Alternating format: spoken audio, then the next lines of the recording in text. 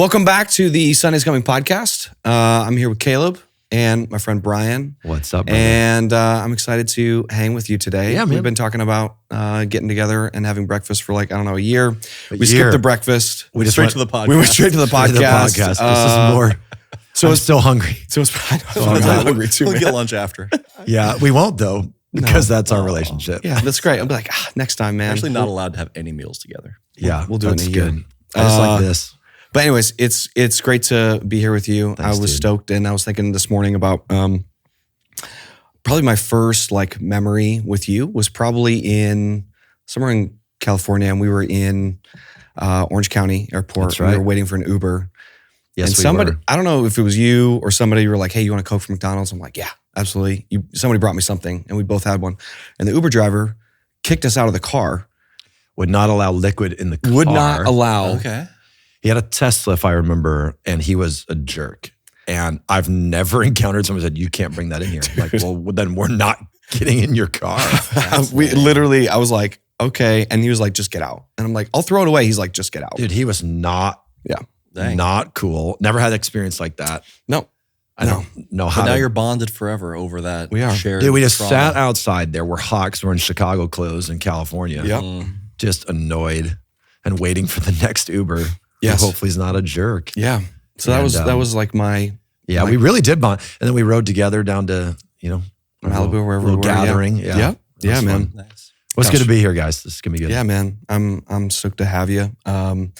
You are, just so everybody is aware, and I'll just do, kind of tell people a little bit, but you're the executive pastor at the Bridge Yeah. here in Chicagoland area. Yeah. Just give us like a brief snapshot of kind of like what you are, what you're doing, who you're with, like Yeah. all of those things, just so people kind of, get a better picture. Yeah. So the Bridge, it's a cool story because I grew up at the Bridge. Wow. So back in the day, it was called Des Plaines Bible Church. So Des Plaines is just outside Chicago. So if you've ever been to Chicago, land at O'Hare, we're about 5 minutes away. Okay. And so I came back in 2010. I'd been in ministry for a few years in Florida and came back up here, and it was a church. It had turned around in 07. We had no baptisms for like 10 years. Wow. So 97 to 07, zero. Dude. No new believers. I'd grown up there, right? So it's really kind of a sad deal. Yeah. I'm not living here anymore though at the time. So it's just sad to watch. Had some family still there. And 2007, my boss, our pastor, Scott Ziegler, takes kind of the reins, Okay. starts growing it. It's about 450 when I get here. And then we just kind of kept growing. And in 18, expanded to another campus. We're just kind of full. Because in Des Plaines, we're on a 2-lane street with a stop sign. I mean, it's just kind of this little engine that could always call us. Yeah. And then over the years, I went from kind of like the worship and adult guy into the exec seat Okay. while still leading worship, but doing the exec thing. And it's just kept growing. And so we're about 2,700 a weekend now, 4 locations, and just been on this ride the whole time. It's a blast of a place. And I've been there 14 years now. It's a long time, dude. The previous longest I'd ever been in a job was 3 years when I got here. I was 30 years old when I got here. And I had never been more than 3 years. I mean, that was like, the 20s. I don't know. crazy, A lot of people man. in their 20s, it's like a year and a half or 2. You're like, next. Yep. And we were done. Like my wife and I were like, settle in with our kids. This is it. Mm-hmm. No matter what. And there's some hard days in 14 years. Yeah. But you just don't stop. You don't give up. Yeah. And here we are. We're still going. And it's better than ever now because I got through those moments. That makes sense? Yeah. That's crazy, dude. And you started as the worship pastor. Yeah, I was like worship and adults. Okay. And when you say adults, I mean like Small you're the groups groups and- guy, you're the Yeah. pastoral care guy. Well, and then what Like, was how did sad that is the student guy got let go kind of right before I got there. work? So because you of were some the student stuff. And- pastor also. Well, so Junior, who's our lead teaching pastor now, it's Scott's son. He was like, we got to have him run students, but I don't want him to report to me. He's my kid. Yeah. Can he report to you? Sure. So that's how what's cool about how the Lord works, right? You don't know, Yeah. Mm-hmm. but by the time I got here, most things were under me from day one. Okay. And so it was an easy transition for he and I to just kind of take kids as well and comms and finance Totally. and come up with it. You know how it goes, Oh, yeah. guys. You Like- figure it out as you go. You see some like synergy and some success, and then you're like, okay, how do we build on that? And continue to build the team. And it's that's just, part of the fun of getting older too. I don't think when you're young, right? Because you're thinking, what am I going to do with my life? And dude, just keep going, right? Just keep doing the next thing, next door that opens. Yeah, I love that. Can you oversee man. students? Yep. Sure. Why not? And I remember saying the question, so from 11 to 99, I'm over that. This is on my drive here to buy a house. And he goes, yeah. And I go, okay. Just the more you can say yes, the more you can say yes rather than fight it. Or I don't know if I have enough time or prepared. I don't know. Okay, let's drill into that for a second. Because so many people are like, and not that this is bad, there's some good things to this, but they're like, what's my 5-year plan? What's my 10-year plan? And you're kind of trying to craft the steps to get to where you think you want to be in 10 years from the seat you're in now. Yeah. Which when you think about it, how do you even begin? I mean, there are some big picture things you can say, like, hey, I want to, have a great relationship with my family. I want to have great, there are things you can say you want to be in 10 years. That's right. But in the specifics, I love what you said about just doing the next right thing, like going through the door, saying yes. That's right. I don't know, just say more about that, because I think there's lots of people that feel a lot of anxiety around how do I plan like my steps to strategically arrive at this place I want to be in 10 years. But that doesn't seem like it was your experience. And I don't know, I think there's some anxiety that maybe you can release for some people that feel like they have to have it figured out. Yeah, so I got one guy on staff, one of our student min guys, loves to be very planned out. So met him at Moody. He was trying to figure out the next 2 years. He was a junior at Moody. And I'm like, there's just no way, man. And I go to James a lot, right? James says, we make our plans. Don't do that. If the Lord wills it, I'll do this. So it's like both. To your question, it is both. So I said to this guy, I was like, you can have a plan, but just hold it really loose. Yeah. Really loosely. And sometimes those with plans are going to miss what I've seen with him as he's been with us now for a couple of years. He might miss an opportunity because he's like, but I want to go. And I'm like, dude, it feels like the Lord's blessing this. Just go after it. Yeah. Don't think about what if my wife has a baby? What if she can't work? What if you think about that, so save a little more. Yeah. Right. I mean, I think that those are good things to think about. Correct. But you marry those to, like, God, you seem to be using me over here. If I stay distracted. So a lot of guys in our industry are looking for a second job or third job. They just are. A lot of church guys want to make a little extra money. A lot of guys in tech world want to make a little extra money. Okay, but could you make more in that tech job in 5 years if all you did was that? So you might do Uber, you might work at Target, but if that distracted you, and in 5 years, I don't give you the promotion you would have gotten if you had just dug in. Okay. So if you use numbers, if you're $50,000 and you can make 10 a year extra on the side, but that distracts you from someday making 70, because I don't promote you, I promote the guy who did bust his butt and got around you.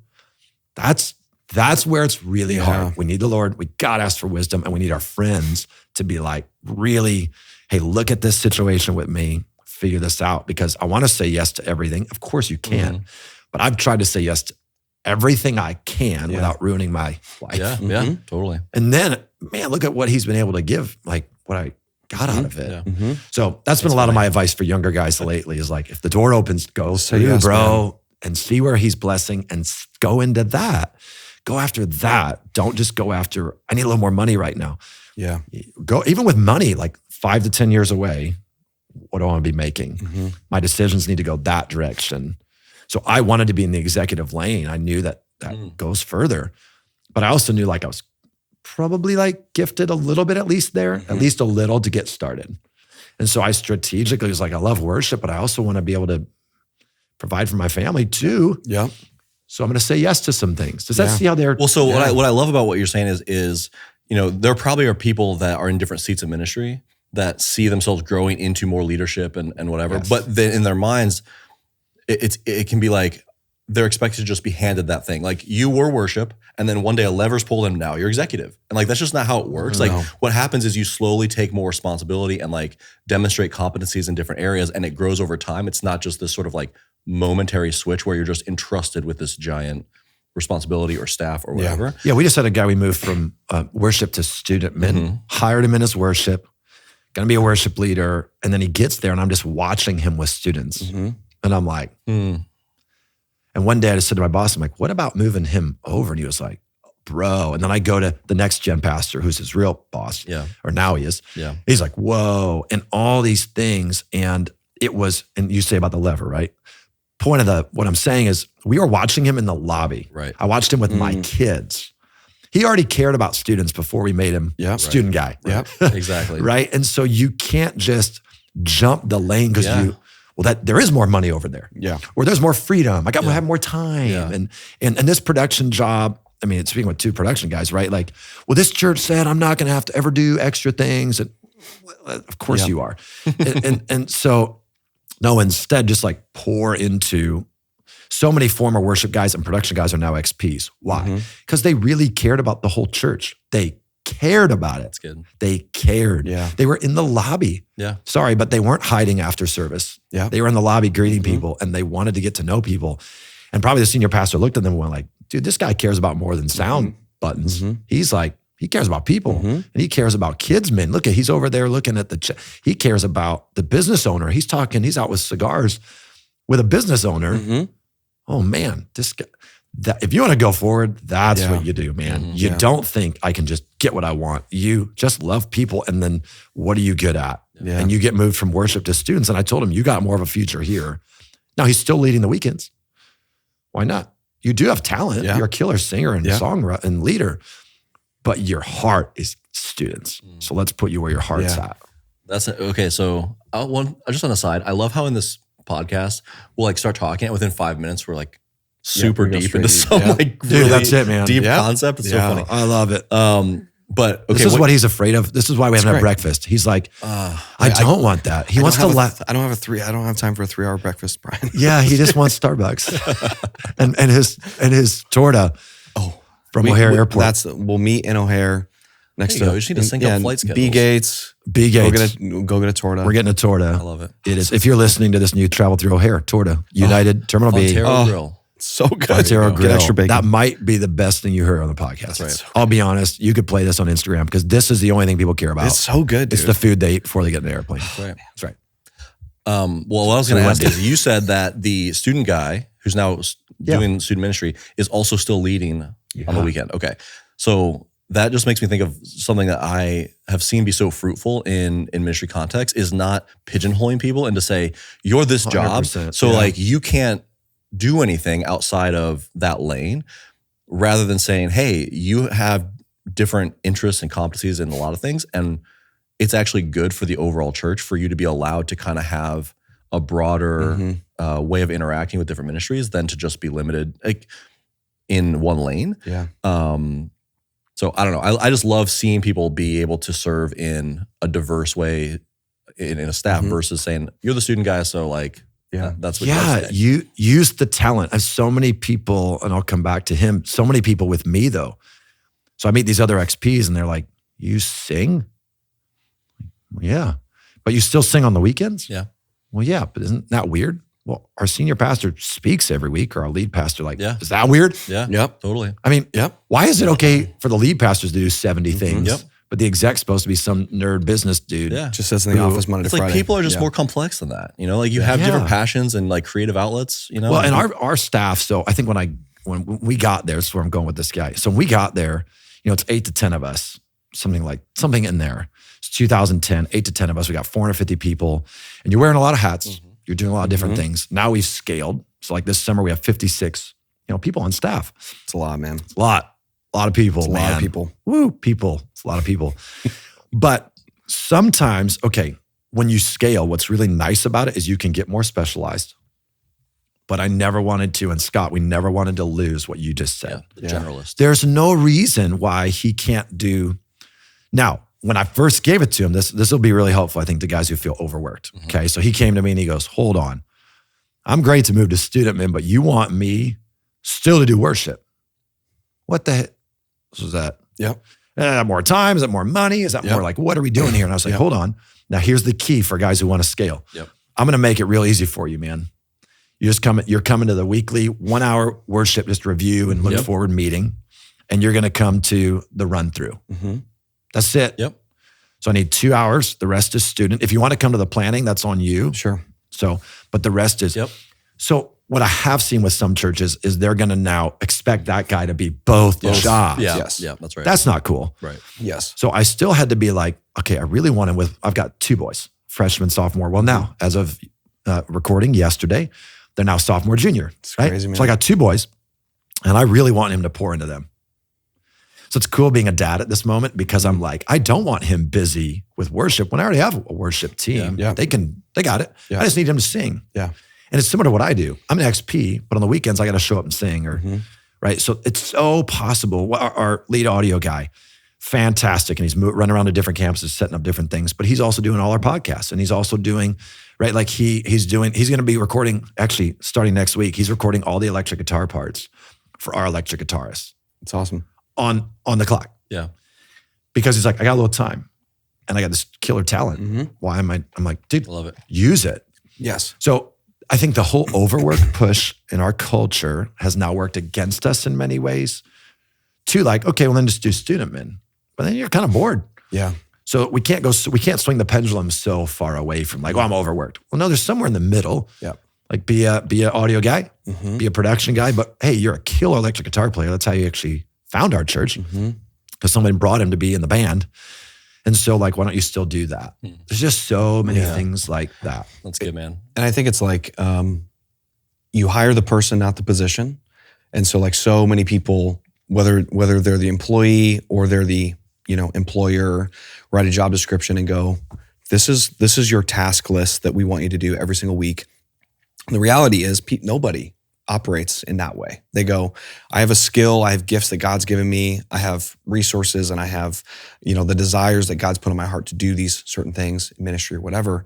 And so whether that's student ministry or worship or a combo of both, you think of, our friend Adam Skidmore, and when he was here in town and he was doing production, and then all of a sudden he's like, oh, I love young adults. And all of a sudden now it's split 50-50 in his time. And I'm going, how are you doing that? And he's like, I don't know, but I love it. Like, it's so great because I'm fulfilling and I'm getting so much joy out of this thing that isn't the thing that I really came on staff to do. But that is the beauty in church ministry, because like, what other job? I mean, seriously, in any other, environment, can you all of a sudden just be like, I really like doing this thing. Can I just go do that? And what boss and what company just goes, dude, we don't pay to do that. Like, you're not going to do that. We're going to have you do this. Not a lot. And I think the good ones do, but not a lot. Yeah, I think the ones that really are able to retain talent and keep talent excited for the long term, they do that. Yes. Yeah. They let them have that freedom. And I'm gonna get a high horse for a minute here, but this whole forgot where I was going. We'll come back to it. That's fine. I fell off the horse. I think, fine. But yeah, I think we need to continue to give these young guys opportunities. We talk a lot at the Bridge about even side things, like give them a little bit of freedom to do some stuff on the side. Yeah. Who I was referring to on audio, he was just in Iowa a few weeks ago, took a weekend off, went out there and helped the church, like really build a lot of systems. And a lot of us are doing that, right? Yeah. I'm doing a lot of things like that. And so our church also frees guys up to have that little it's so healthy. Itch scratched to be more than just, this is what I do. Oh, I remember. So the current thing in culture right now in the church is it's so hard. Yeah. Right. Everybody quit. Yeah. We just struggle with that at the Bridge. It's hard. The people side is what's hard. Yeah. It's not harder though than most jobs. Most jobs are hard. And what my boss and I talk about a lot is like the freedom we have. So we all talk about it's so busy. Everybody's saying it's so busy. And production guys are famous for saying that. Worship guys will say that though. I would say church people in general. Yep. But I was at like all my kids' plays, song things at 2 p.m. Yep. Where they would put it on in elementary school. We would go over and watch it. To your point a minute ago, we could change and, hey, for a couple days, I'm going to go help student men with this thing. I need to go meet with this person in the hospital. Like, who can do that at a corporate job? Who at 2 o'clock in the afternoon or 4 o'clock can go see their friend who was in an accident right then? Because maybe it's not like the wife. So corporate's going to be like, is this your friend? Yeah. Like, yeah, we're not going to do that. Totally. Right? Yep. So there's all this freedom. We talk about this with our staff a lot. Like, let's turn culture totally around. Let's just be like, we're so blessed. The freedom we have to adjust our schedule around our families and our friends, the freedom to jump lanes for a day or two or for a moment, the opportunity. I've told guys, I'm like, if you get at the Bridge, we've gone from 8 to 56, you probably can do whatever you want. If you stay here for 10 years, you can probably get to wherever you want to get to. Yes. So put up with some crap along the way, dude. Yes. Like get pissed off some days and go home and get over it. Yep. And come back. Yeah. That's how I've been there 14 years. Yeah. I remember mowing the lawn once. I was so mad at my boss. And I was mowing the lawn and I was having the greatest conversations against Scott you've ever heard. I mean, I won. Yeah. And literally, I remember God right toward the end of mowing the lawn. He was just like, "You done?" Yeah. Yep. I never even talked to Scott about it. Yeah. Because you know why? Who cares? Mm-hmm. Families forgive. Families move on. Yeah. And I even need to forgive him. He didn't do anything wrong. Yeah. I was wrong. I was being super selfish. And mowing the lawn literally got it all out. Yeah. Mm-hmm. And look at the blessing that's come from, can you imagine? This was like year 4 or 5. Yeah. What if I left? What if I left? It sounds terrible. Would I be a church worship guy, which is great. Yeah. But like Lord's like, man, I've got so much more in this guy. But he can't stay. He can't put up with some junk. Yeah. He can't deal with other sinners. And he can't realize how selfish he is, right? Like all the things we see in ministry all the time. Yeah, dude. If you just deal with it, get out in the lawn, mow it, but talk to God while you're mad and let him deal with your heart. You can probably do a lot of great things, but you gotta move forward, and you can't say it's woe is me. Yeah. It's so hard. Yeah. I'm sorry, I got cops for friends, right? I got hard jobs, family doing military stuff. That's like, that's hard. Yes. This isn't hard. Yes. Sorry. And I think that's the thing is like anything, whether you're building a business or, working in all these different kinds of jobs, it's easy to think that it's easier, grass is greener. Everything has its challenges and its difficulties and, Our guy Junior, he's told a story for years of being in a family van, right? You're going down the interstate and you're fighting with your sister and you're driving 12 hours and you look on the next lane and there's this van and they got the TV in their van. Oh yeah. Everybody's smiling and they're watching a good movie. Happy Gilmore's on, or something. And you're like, and you want to hold up a sign that says, please save me. Yeah. Can I jump in your van? But then he says, but you don't, of course. Yeah. Because that's church. We don't see it that way because we have so many churches now, we can just hop around. But what it was intended to be, even in the Bible, when there's only really kind of one in each city, is you stay in your van. Yeah. It's not great in their van. Well, they had a big fight to decide which movie to watch, like 2 seconds before you saw them. So that's the stuff you don't see. Yeah, exactly. And their dad doesn't stop for 10 hours, so they've been peeing into their cup. They haven't eaten anything. They're chill because they're almost dead. Yes. Yes. And so I remember him talking about that when he was young. I'm talking in his 20s. He would talk about this, Junior would. And I was like, man, if everybody just listens to this, we're going to make it. Yeah. And no, a lot didn't. A lot leave. Yeah. Well, as you grow, as you scale this big, a lot leave. Yes. But a lot of us have stayed. And so the top of our leadership kind of at our church, we have all been there over 10 years, all of us. Dude, that makes it so peaceful. Yeah. Like people have no idea how longevity helps peace. totally. Yeah, man. I don't mow the lawn. Mad at Scott. I don't. Yeah. Like we're good, man. Like That's we figured each other out. Yeah. But if I had jumped out of the van, like some of my friends have done, man, they're just in another van now fighting. Yes. And they haven't gotten to that peaceful part of the ride. Yeah. Yeah. The problems in other churches are the same. They're just things that you don't know. As I've changed churches and I just go, oh man, the things that I was running from and looking from the outside thinking this will solve this problem or this frustration that I've been dealing with, it's been affecting me, my family, whatever. It's just another problem that you don't know what it is elsewhere. Well, I think we talked about this in another conversation. It's like half of the problem is just traveling with you. Correct. Like whatever you brought from the last gig, the last job, the last thing, like you're bringing in. And so have you done that self-work, that self-leadership to kind of craft the kind of perspective and like centeredness that you need to bring to the situation? Because that's going to be a big factor wherever you're going to end up. Yeah. And you can learn a lot. You can, when you leave a place, you can self-reflect and where's the sin in my life? What do I need to change? Yeah. But what's better is staying at the same place and just listening. Right. Like Scott can tell me anything now. And he can get really after me and I take it. But if I had started over, let's say I had 3 jobs. Let's say I did 5, 5, and 4. My trust in that new leader is going to take a few years to really be there. Yeah. So now he's only got 2 years to really change me. And then I'm gone. Now I start over. So Scott's had 14 with me.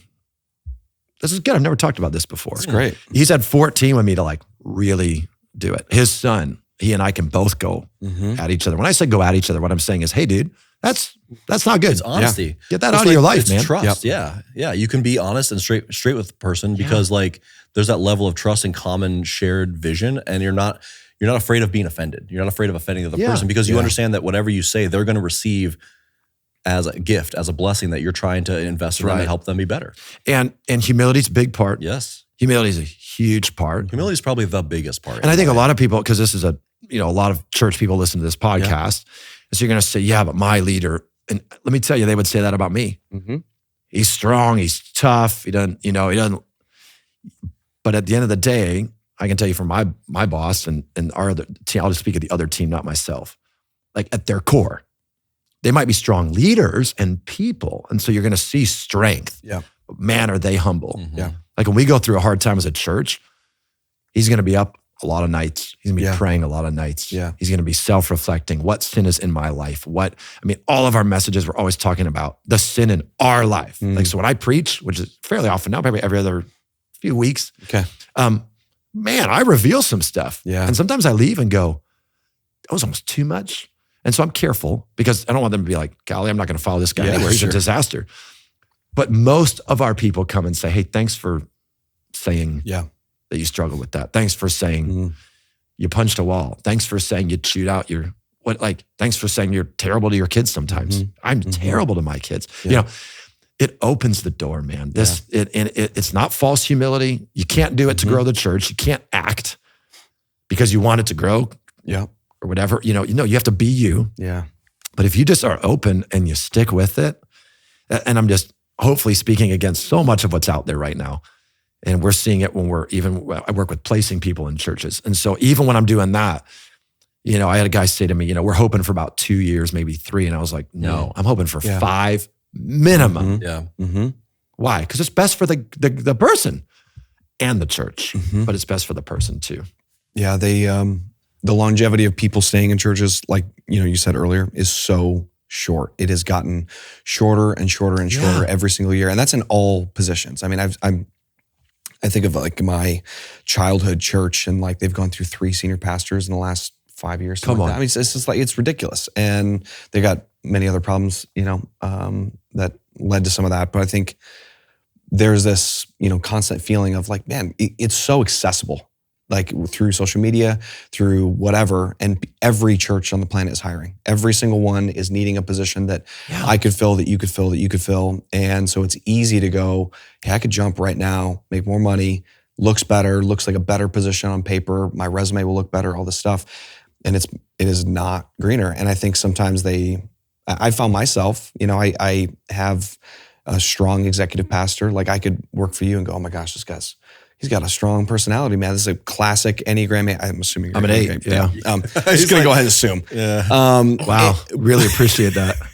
Thanks. But I think like that turns people off, where they think, oh my gosh, this is just like you said. It's not that you're a harsh leader. It's that you have a strong, leader in you that is, able to step into all of these different situations with 56 other staff members that you have to lead. And I think over time, people can go, I don't want to be around that anymore. I don't want to be bossed around, or I want to be the boss or whatever. And I think it's easy for them to jump versus going, let me learn how to do more of this and find opportunities within my context to do anything I want. You want to be the executive pastor in 10 years? This guy could be, whatever. Let's do it. Yes. Yeah. I mean, so Philippians is a big help. So everybody's got the, athletes all have the verse 4:13. I can do all things through Christ who strengthens me. Everybody takes it out of context, of course.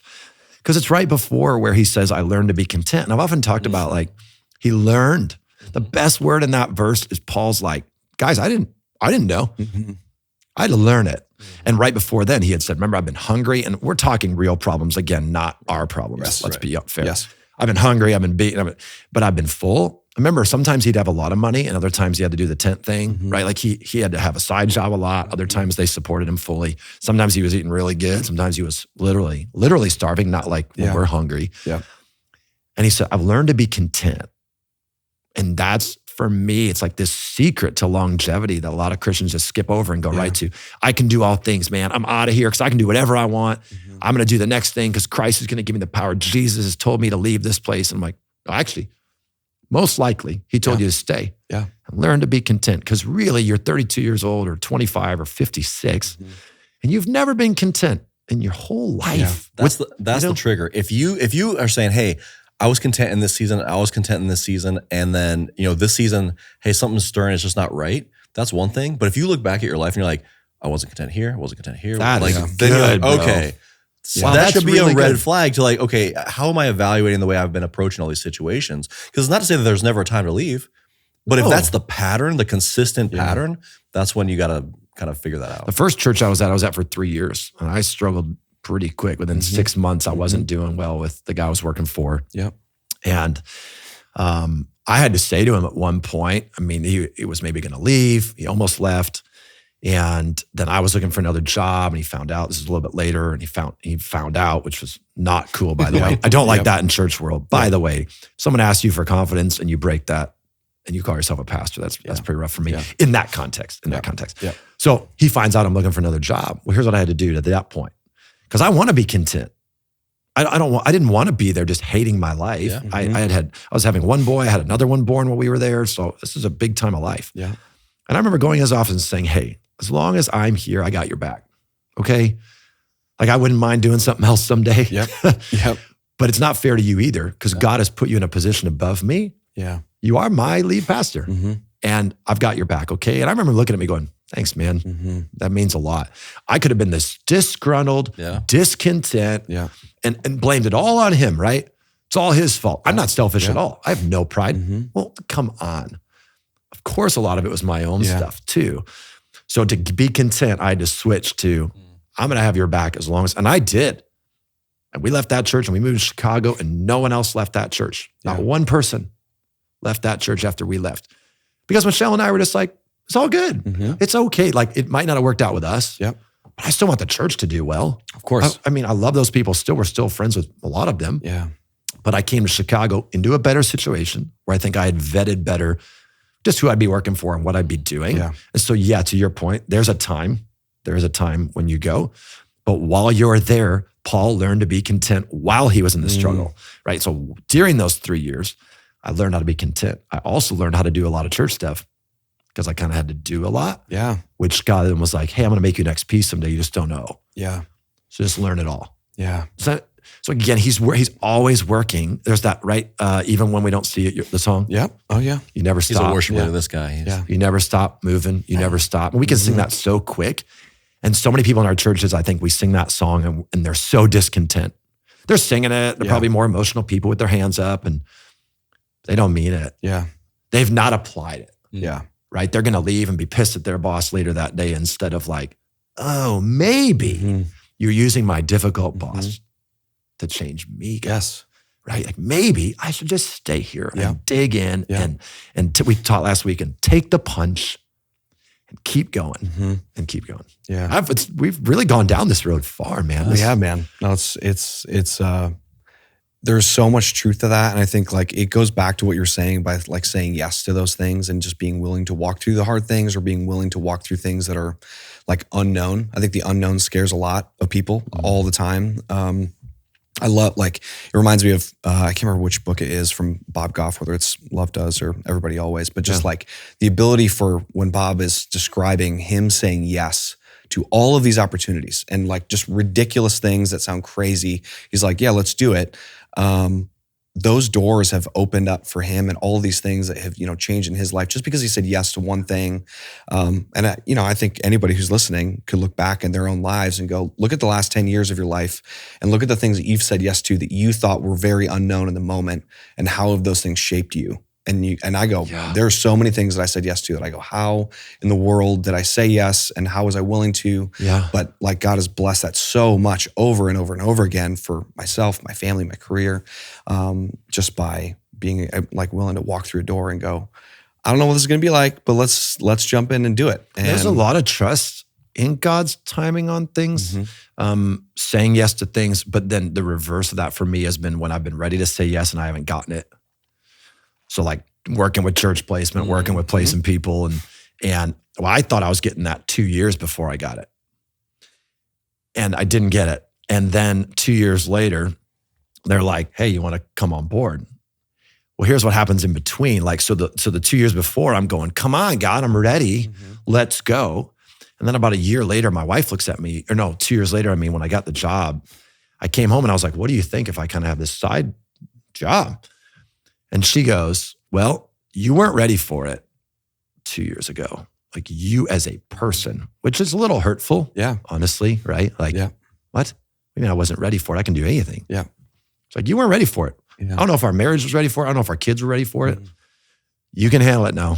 Yeah. You're ready for it now. Personally, see, we all talk about time. Personally, you're ready to say yes. Yeah. You can handle it. Yeah.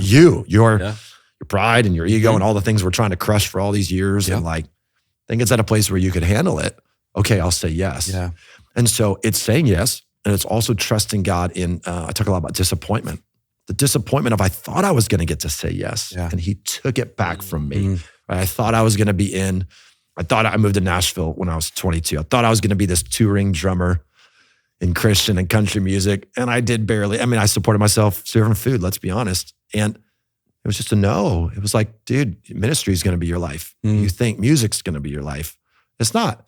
Yeah. And so just the trust that had to grow in God through those times, it's a lot. Yeah, man. It's a lot. It's very hard. So we want people to say yes and kind of dump that anxiety and, hey, go for it. Yeah. But we also want people to, when God says no, to not throw a fit and to not say, man, but I'm so good at this. Yeah. Like it's just arrogance. It just is. In my life, it's been at least for me. Yeah.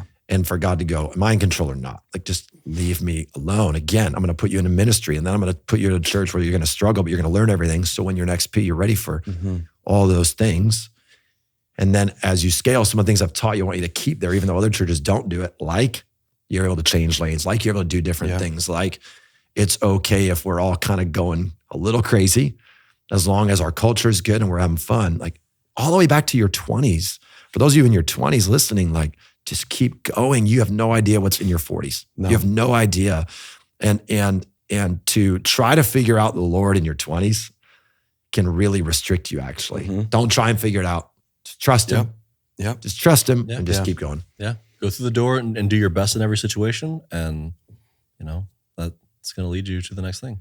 What have you guys, like, where was a big trust moment for you, Kaleb, over your years, where you think God said no to something, but you wanted to, you were thought it was a yes, man. We're doing this. I think in my changes in my jobs, specifically in ministry, I had my first ministry job was like literally immediately out of college. I took my final exam. My wife and I had gotten married. She was a year older than me.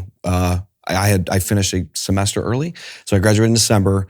And on December, 19th or whatever, I take my last exam and I started on January 1st at this church, outside of St. Louis. And I mean, legitimately, I had no idea what that was going to look like. And I think my wife and I had decided, obviously to get married, and I put some other things aside of going, I wanted to move to Nashville. I wanted to do these other things. It really felt like God was calling me into ministry. And I got there and I was like, this sucks. This is not very fun in any way, shape, or form. And I realized very quickly that I had a problem with authority, with the leaders that were above me very, very quickly. And I found that to continue for the next 10 years over certain situations, and just going, God, why did you bring us here to the scenario that is not anything of what I thought that I was walking into? And then, immediately, like my wife and I got pregnant and we wanted to move back up to Chicago by family. And we did it, and I went to another church, and almost immediately there too, I thought I'm walking into this scenario that was going to be great. I was going to learn from all these other guys that were older than me, that I was joining this team. Everybody quit as soon as I came on staff.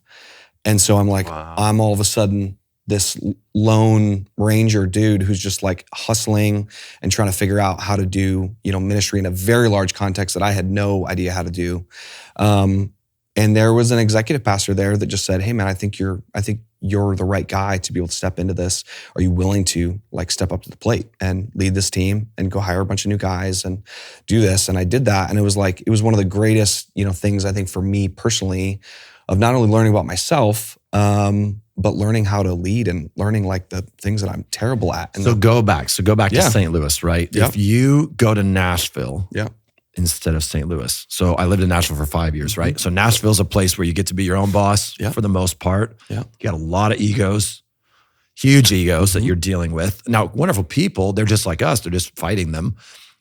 You probably, the struggle with authority and the ego and all that probably would have flourished in Nashville.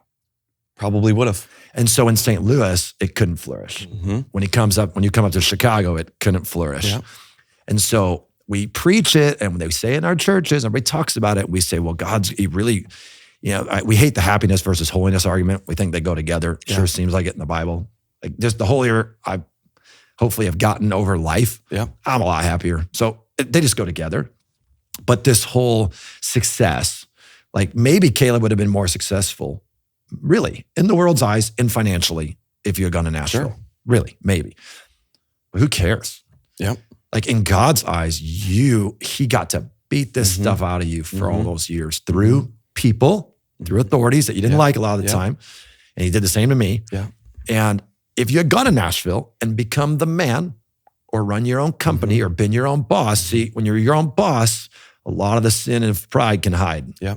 It can hide out and just, hey, I'm just going to chill over here. Yeah. And I think God put you in St. Louis to get rid of your sin, dude, so that when you hit your 30s, okay, I got some of that cleared out. Now we can go after some stuff. Does that resonate with you guys? It does. And I think what you're saying, calling guys out in their 20s, because that was me. I was 21 years old.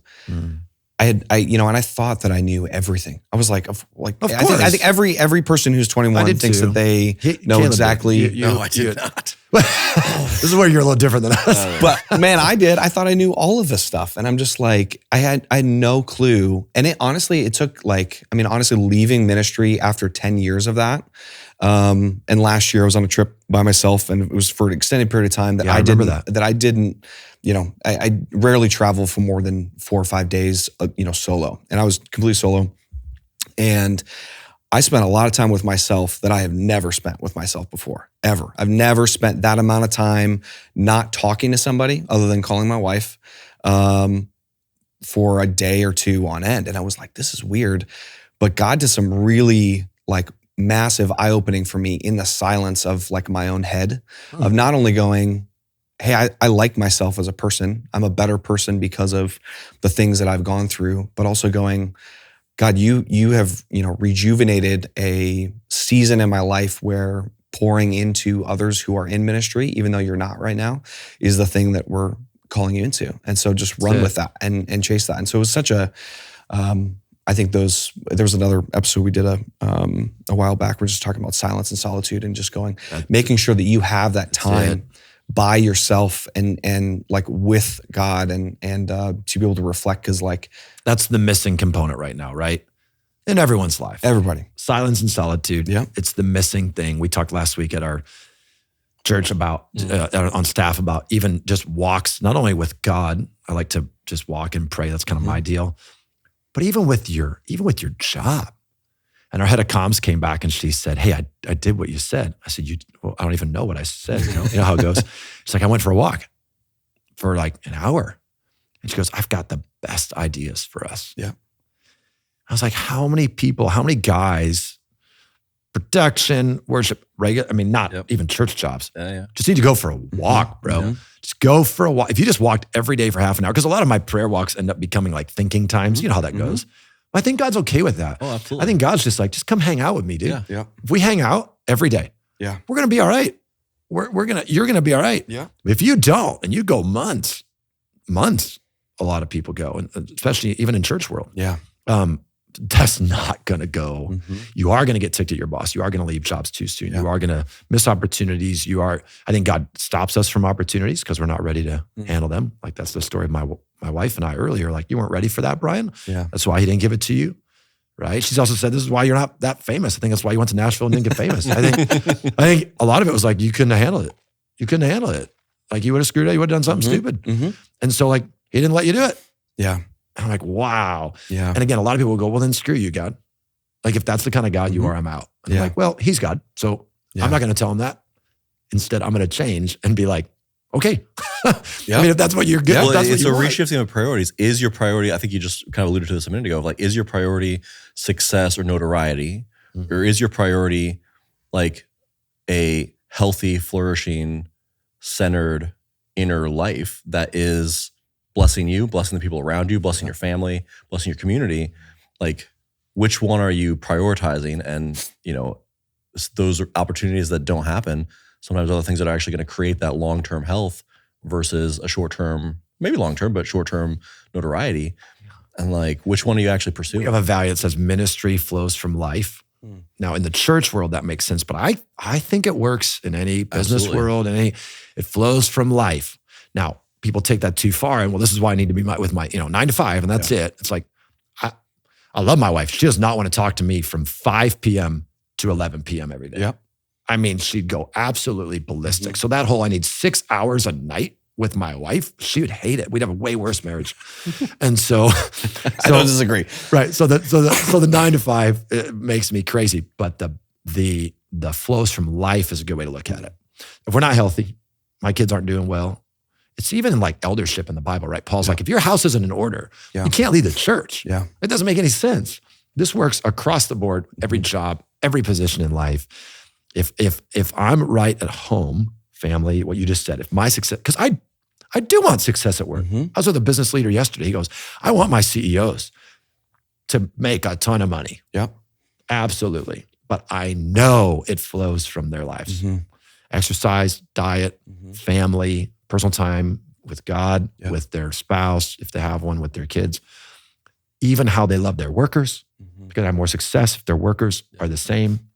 So we have this staff value, and I'm like, dude, that's not staff value. That's just, and it is. It's from the Bible. It's a life value. And so guys that are out there, I've got some friends where their lives have been out of whack. We've had them on staff too. I've been that guy. You got to get it in line. Like I used to go from about Monday morning till Thursday night when my kids were little without seeing them. Yeah. I wasn't traveling. I was at home. I was just working all the time. That's not good. I remember a friend of mine saying his daughter would sit down between him and his laptop screen on this computer when she was like 2. Like, you ever gonna look at me? That's not good. That's not good. The computer in bed working every night next to your wife. How romantic is that? Wow. Yeah. Man, that's gonna be awesome. Yeah. That's not good.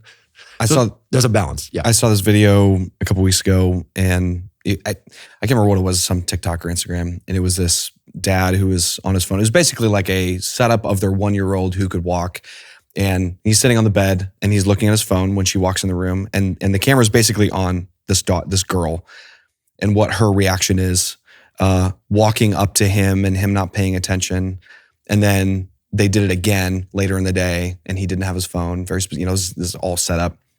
And like the look on this girl's face, this 1-year-old, girl, of like seeing her dad who's present and looking at her is an amazing, incredible thing, and also a very harsh reality, and makes me feel guilty often, especially from a work from home culture, post COVID, all these things where it's like normal. And I just go, always I working. can work, man, but I'm home. Working.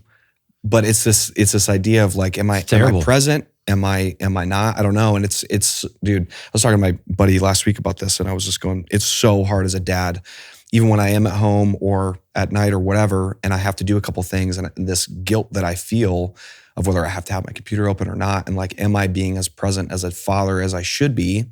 But the reality is also like 15, 20 years ago, 30 years ago, the dads in all of our lives were never home as much as they are today, whether they're working or not. And so like, there's this balance that there's I'm like. There's a balance. My dad always had an office, which I liked, in our house, even back in the 80s. Yeah. Interesting. So you could go shut the door. I got to work for a couple hours, shut the door. So I haven't thought about this very much. I never saw him work at home. Yeah. But he was often He was in that just room in his with the own door private shut. space working. Yeah. But he might do that from 7 to 9 during like tax season. He was an accountant, so tax season and all that. Yeah. But there are a lot of nights from 7 to 10 he was just hanging out. Yeah. And we didn't have cell phones. Yep. So both work and, I mean, when we're scrolling and all we're doing is looking at everyone else's life, I mean, we are so stupid. I mean, let's be honest. And life is happening right in front of us. Right. And we're like, I just think this other life is better, which, I mean, it goes back to what we talked about with contentment. Okay. Like, it's like, that's kind of the same root, whether it's in your work context or in your life context and like you're saying, scrolling and looking at all these other situations and imagining some other reality for yourself, like, is that preventing you from finding true contentment and really soaking in what's happening right in front of you? Or maybe what's happening is not what you want it to be, but you're not instead of putting the effort to build the life that you want to build and create that, you're just distracting yourself with this other thing, this social or this fantasy, instead of actually investing in getting things where you want to create them in your life. Yeah, because of silence and solitude really being wrecked by phones, because we can always be doing something. I'm really trying hard. It is so hard, though, to your point, in airports. John Mark Comer talks about this. Cal Newport talks about this, right? Trying to stand in line in an airport, not on your phone. Try to get on the plane, not on your phone. Try to sit at a red light without getting on your phone. It's really hard for me. If my wife were here, she'd be like, oh, he never does that. But honestly, it's in my heart to do it. It's just so I've noticed for myself, like when I'm in a season when there's a lot going on, I'm trying to solve a problem, or there's like a lot of different tensions going on. The thing that will kind of like make that really top of mind for me is if I get in the car and I start driving and I don't put anything on. I don't put on a podcast. I don't put on any music. I just drive in silence. And then I get to the end of my drive and I'm like, wait, did I just drive all the way here only thinking? It's like, oh, okay. Because I'm in this moment where there's a lot that needs to be processed through and I wasn't even aware of it really until that moment. And so it's like, okay, I need to be cognizant of that. And how am I now, instead of just letting it happen to me accidentally, how am I creating those spaces intentionally so that you're able to kind of have that be a constant pattern and a healthy rhythm? Because it's easy to just let it happen accidentally. And those practices actually can be so much more helpful if you're doing them intentionally and consistently. Yeah, there has to be. We argue about this as a family. We talk about a lot as a family. My older son loves podcasts, loves political podcasts. He'll listen to them a lot. And he's always listening, always to something. And I get on him a lot about like, you've got to not listen. Like when you mow the lawn, just mow the lawn. And just think. And no one, I'm going to go heavy here. Like I think almost no one understands the power of just thinking, to your point. And I drove through the night to Florida on spring break a few months ago. I took some caffeine pills to do it because I had a van full of people, you know. Because you don't drink coffee. Yeah, I don't drink coffee. And Coke, you just stop every hour if you do that. So I took these caffeine pills. That's pretty smart. I tell you what, from midnight, these caffeine pills work, bro. From midnight to 5 a.m., I had nothing on. Now the plan was listen to podcasts to keep me awake. Maybe music when I get kind of like words aren't enough. But the caffeine pills gave me the awake. And for 5 hours, I was like planning. I was even moving my hand in the truck. And for 5 hours, like all these thoughts were just flying. And I was like, I don't know how to write them down. I'm driving and I'm voice texting while everybody's sleeping or voice note. And I just see in the most successful people I know, both in their faith and in their jobs, a lot of quiet. My son, well, I love my son. He's 16, going on 17 soon.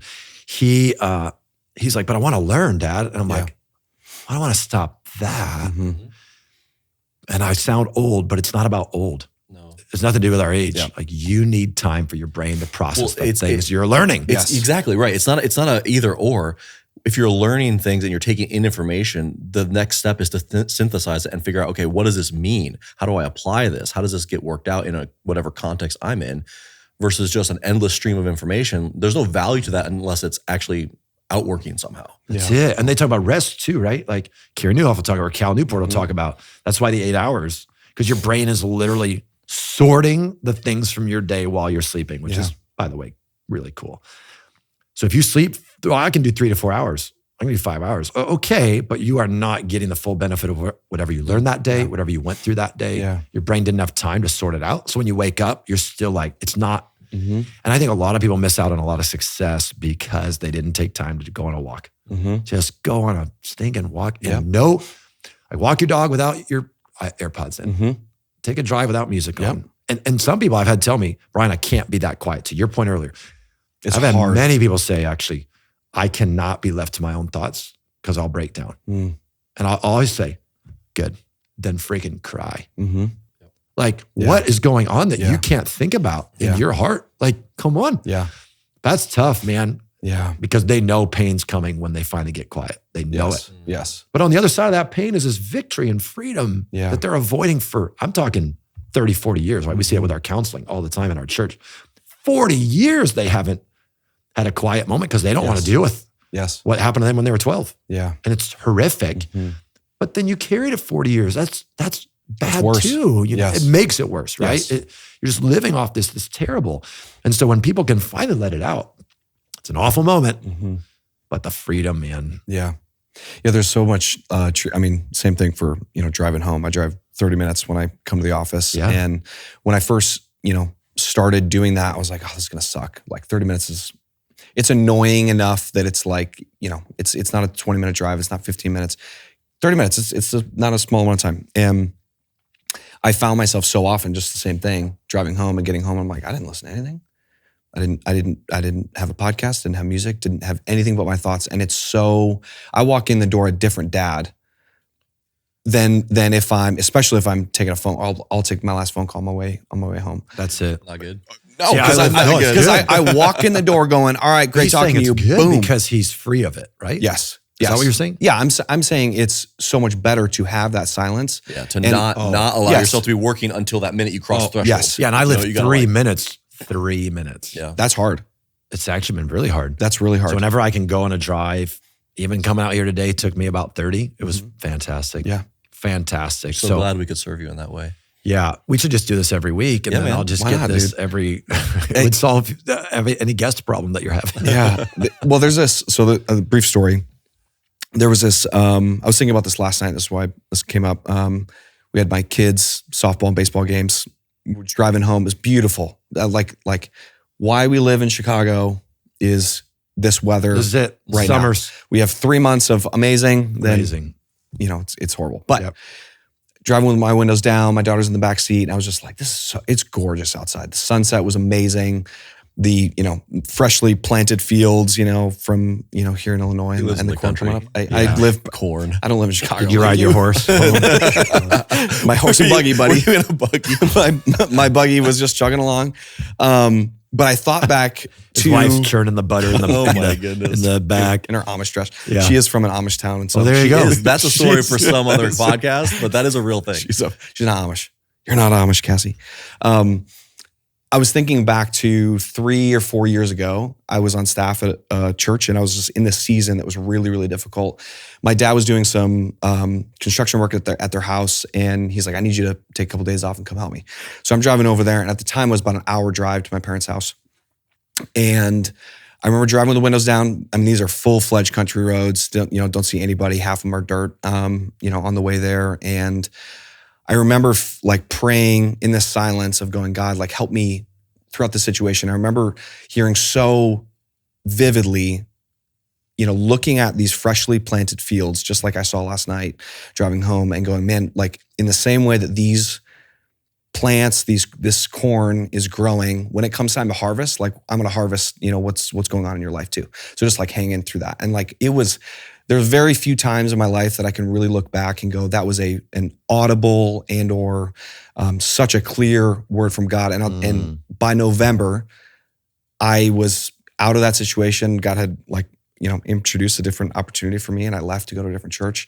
And I remember, I think it was the day that I signed the offer letter. We were down at my wife's grandparents' house, also in the middle of a field, and right next door, on the farm next door, they're harvesting this wheat, and I was just like, oh my gosh, I'd forgotten about it. I completely forgotten about the scenario that was in May. Now it's in November, and I'm going, oh my gosh, dude, God is those little bits of silence. And if I was listening to music, if I was doing anything else, but that, I would have missed what was going on around me. That's really good. And it was such an amazing thing. So, that came up last night, and I remember that. I was like, gosh, man, there's such a truth to silence in those moments, and just being okay with being in your thoughts and just going. And it's funny because I'm sure on this podcast, as it continues, you'll continue to talk about solutions to problems in churches. If you're in the production field, how can we better do our jobs? How can we not be not as exhausted. So what? Exhausted. So okay. Rude. Yeah, I thought bring up some stereotypical production guy thing. I won't do that. Thank you. I'll just keep them right in my little mind, which is what production guys need to do. Okay, so you like that? Just keep it in your. Don't stop talking. But here's the thing. Well, you'll talk about all these solutions. I do too. I love productivity. I love all the solutions. But what you just talked about, That would solve most guys' problems. Most production guys, most music guys, most pastors, honestly, most dads, moms, if they just had some silence, God would probably help them sort it out. They could probably figure it out, honestly. And they still might leave a space. They still might leave something like you did. But it's left in such a different way than just frustrated, not knowing if it's your sin or theirs, or their problem or yours. It's just this quiet, peaceful, with other people involved, your wife, I'm sure, and close friends and advisors. But together you make this decision. You go, this is from a good spot. I'm doing this from a good spot. Oh, I was going to say, like, there's so many different, podcasts and channels and whatever that talk about technical things. But what you're hitting on is exactly the kind of conversation that we envision this space to be. Not about only strategic, like technical, practical things, but the thing below the thing. Like you were saying earlier about how, your work is flowing from life and that health and that, good habits and that good rhythm. Like that's the kind of stuff that is so valuable that I, just love when we can dig into. Yeah. And that's the thing I think about Mike, one of my best friends, right? He's run production for us almost the whole time I've been there. And he kind of thrives on stress. I think a lot of production guys, for real, at their core, they like doing a lot. It's one of the reasons they took the job, right? But this sort of thing, when his life is balanced, he's doing so well and he can accomplish so many things when God and him are hanging out. When they're together, it's because things that want to get us anxiety and we go, actually, no, I can do this. I can do this all. And he and I talk a lot about the freedom, like we said earlier, of going to our kids' events and not missing a water polo tournament or a football game. Water polo. Yeah, his boys played water polo, bro.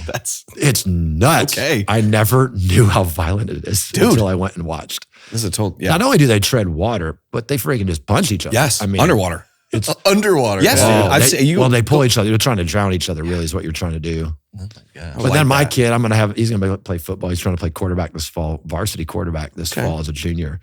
He's going to get his clock clean, bro. He's going to learn a lot of valuable life lessons. He's going to get knocked out. And I never wanted that to happen. And then he got to high school and he wanted to play football. I'm like, all right, go ahead. And now I'm kind of into it.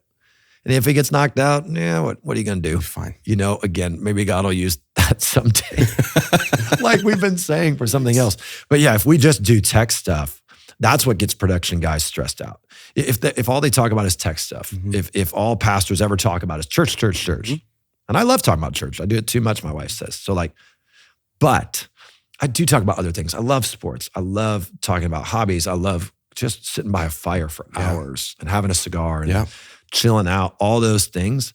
That's what leads to Mike having been with us now he just got his 10-year. He just got it. And celebrated 10 years on staff. And listen, a production guy not moving for 10 years, that's fellas. Massive achievement. Does that happen? No. It doesn't. It doesn't happen for the majority of ministry for stuff. Anything, because grass is always greener. And Mike, that's why he's one of my best friends, because he's just like, he has learned to be content. He has learned to be like, I'm good. Yeah. This is awesome. And this means he used to be a corporate guy. He was in finance. Yeah. And he just said that job was so, for him, meaningless. There's nothing that mattered for eternal value. Moving money around for rich people was his job. And he just said, there's no eternal value. And he said back then, he was volunteering on audio. And he said, I get more joy out of pushing one fader on a weekend than my whole week. Yeah. I was like, dude, yeah, maybe you should do this all the time. That's how he got into it. But his comparison was for anyone in any industry listening to this, man, make it a missional thing. Don't just make it a job.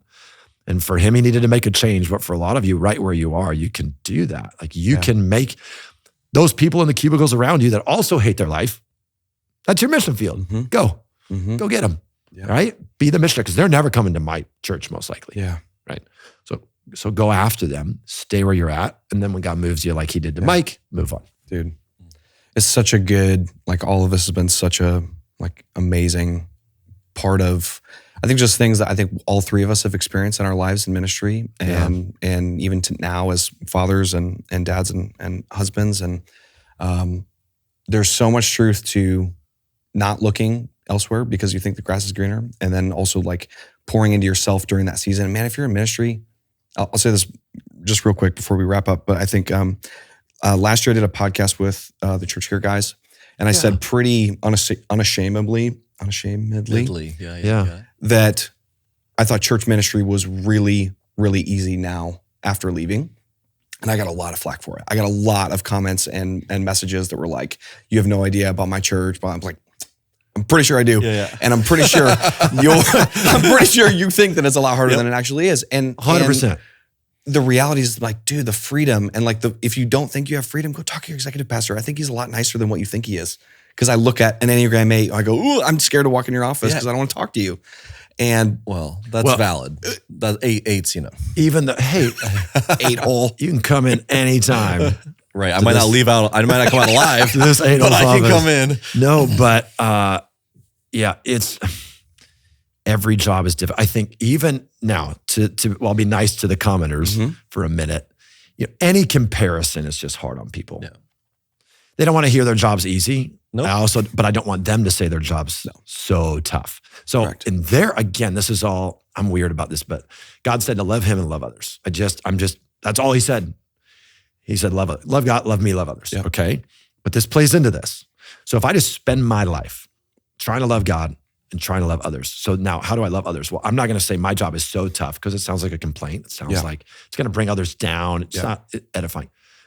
But I'm also, by the way I can love others is not saying that their job is so easy, right? It's just like, we don't know what each other's going through. But I like what you said. I think those people are probably a lot of times a lot nicer, better than they are.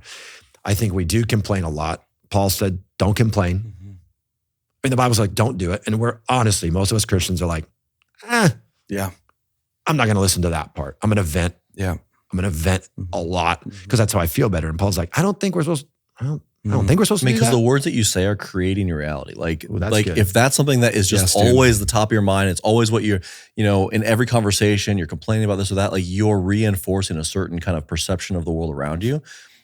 And your perception of the world around you is your reality. That's the box that you live in. So are you creating a world that is just always a downer? Or are you looking at, like we've said so many times in this conversation, ways that you can invest in crafting the kind of relationships and work experience or whatever that you want, even if it's not there yet, but like you're a big driver in moving it the direction that you want to go, and the complaining is not going to help you get there.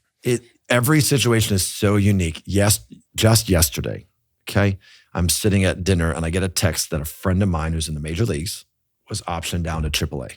Okay, really struggling. That sucks. His sister was like, just pray for him. And now that I know, it's the only one I've ever known in my life as a friend. It's tough. Yeah. You grow up and he got optioned and you're just like, whatever. Sure. No, when you know the guy. But I was sitting at a dinner after I left the hospital, right? Where a dad got hit and run on Saturday night. Oh, geez. He was on a one wheel. Oh, geez. So he's in ICU. He's still intubated because they've had to repair so much. His pelvis was torn in half. His left leg was really not good, right? Then he had a blood clot while he's been in there. Right? So there's your comparison. I'm sitting in Portillo's and I've left the hospital where that really sucks for that family. And then I get this message and I'm like, well, that does suck for my friend, but he's still playing baseball. He's not in ICU. And then Portillo's doesn't give you enough fries that you ordered. And you go up and get fries because they forgot and you're pissed off. The comparison, you just like, everyone has their own problems, but you have to at some point measure them against God and like evil. And my wife's not in ICU right now, so I don't care what happens to me today. I'm doing pretty good. Yep. I'm doing pretty good. And so many people are going to be in that complaint mode, struggling and this is so bad and this is so hard. And I just beg you to back out, zoom out. For once, maybe comparison is good in this moment. Yeah. Zoom out and be like, I have food and a bed. My gosh. A lot of people don't have that. And a lot of people are dying right now. Whenever you listen to this podcast, someone's dying right now in an ER somewhere. And you're not most likely one of those people or related to them. You're doing good. And I think church people should lead the way. Like church workers should be the most content people on the planet. Why? Because we hang out with God the most. Yeah. And we're missing it if we don't have it. That's so good, man.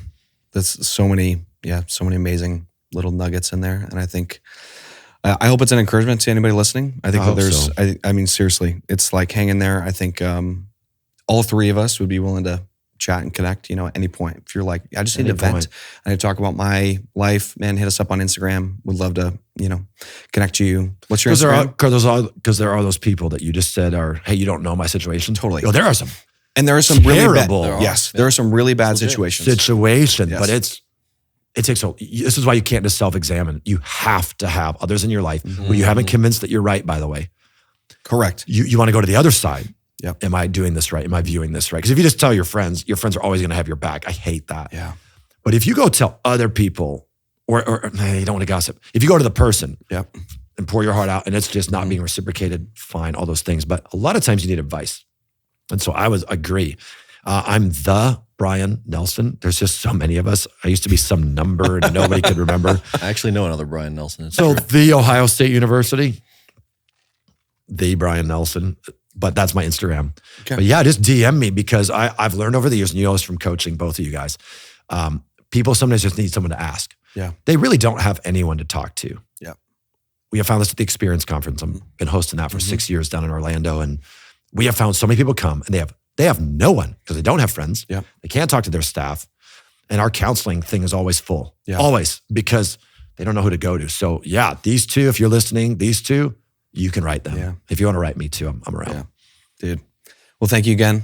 Dude, thanks for having me. So good having you. We'll get breakfast at some point, maybe next year. Well, there's so many things we even were talking about getting into that we haven't even got into yet. So we'll have to just have another conversation. We'll just do it again. I'll start a podcast too. I'll have you guys on. I don't know. Let's find another way to bore people for an hour. No, you hopefully had something good that's great, man. to hear from. Thanks, guys. Yeah. Thanks. It's our pleasure.